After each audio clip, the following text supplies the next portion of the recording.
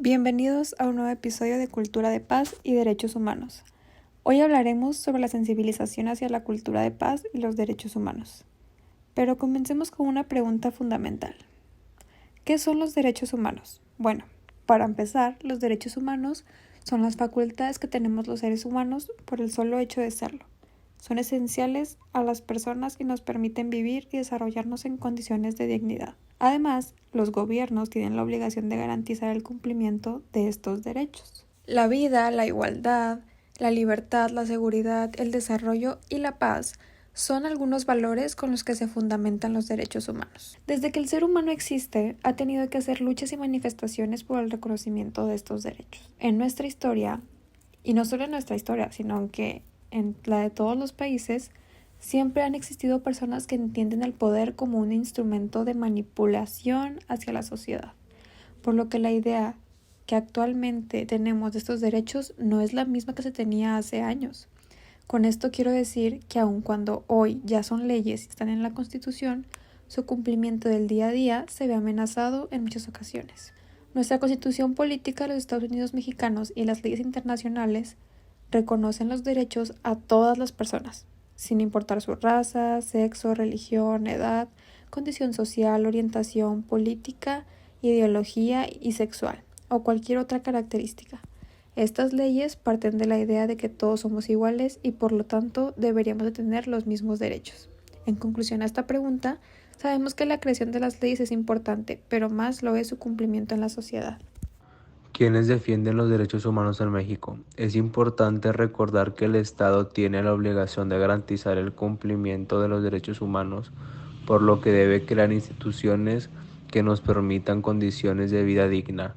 Los servidores públicos son los primeros defensores de nuestros derechos, por lo que están obligados a actuar conforme a la ley y con la sensibilidad suficiente para darnos una atención adecuada, por lo que médicos, profesores, jueces, policías, agentes del Ministerio Público y demás empleados del gobierno deben realizar su trabajo conforme a los siguientes principios.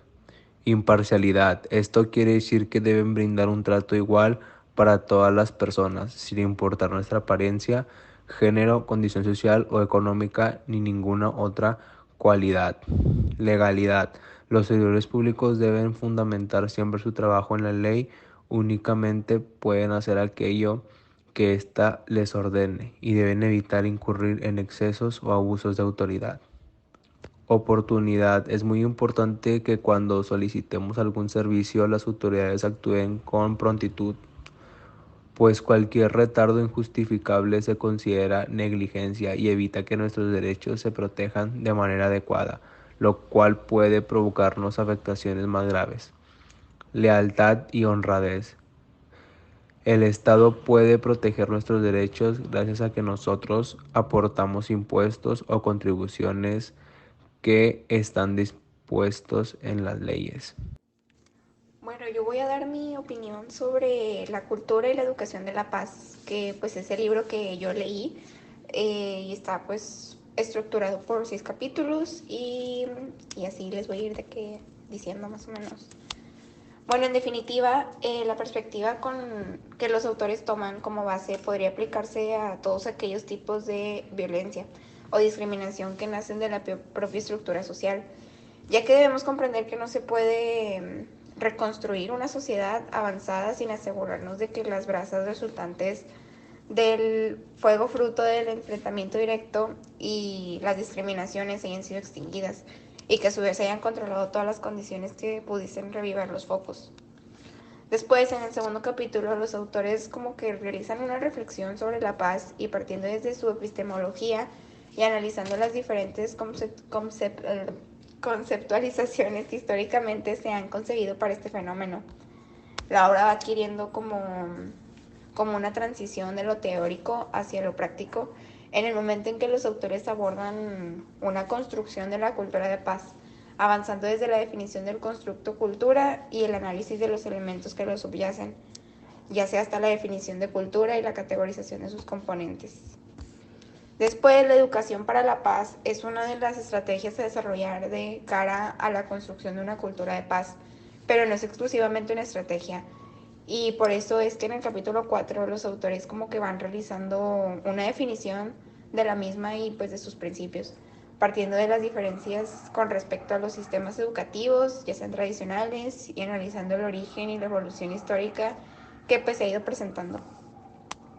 Después yo vi que los autores consideran básica la participación complementaria de las instituciones sociales para conseguir una educación para la paz integral. Y por ello es que en el siguiente capítulo, después de este, examinan el papel que tiene la familia, la escuela, la sociedad en el desarrollo de los niños, tanto en la educación y conocimientos formales como aquellos informales que promueven actitudes y conductas prosociales para alcanzar la paz.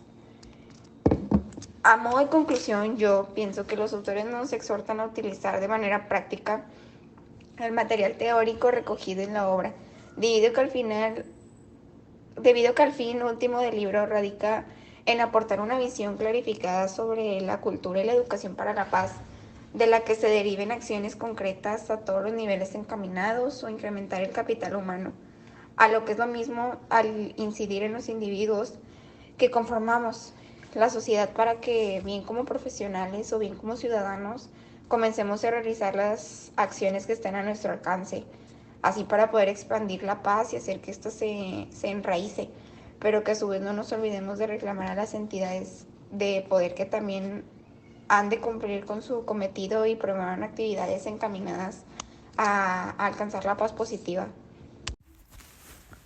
Aun cuando el gobierno debe procurar y velar por que los derechos humanos sean respetados, existen servidores públicos y autoridades que a menudo no cumplen esa función porque incurren en excesos, por poner un ejemplo.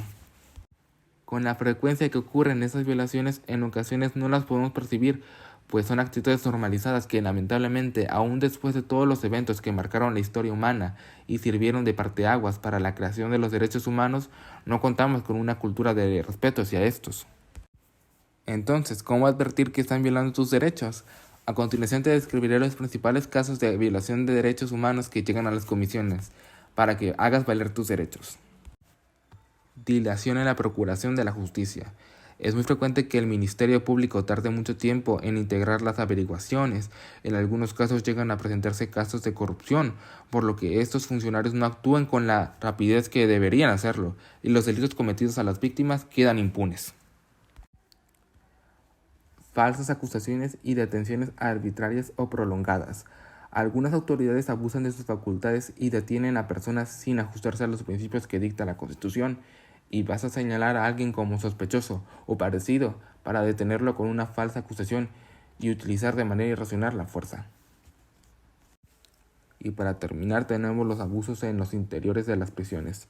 Los centros penitenciarios muchas veces son escenarios de abusos, impunidad, corrupción y gran contaminación, fenómenos que hacen que casi sea imposible que esos individuos al salir de la cárcel se reintegren a la sociedad y no vuelvan a delinquir.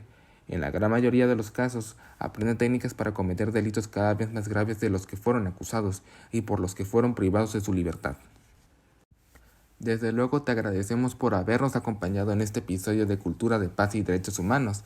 Fuimos el equipo 5 y te deseamos una linda tarde.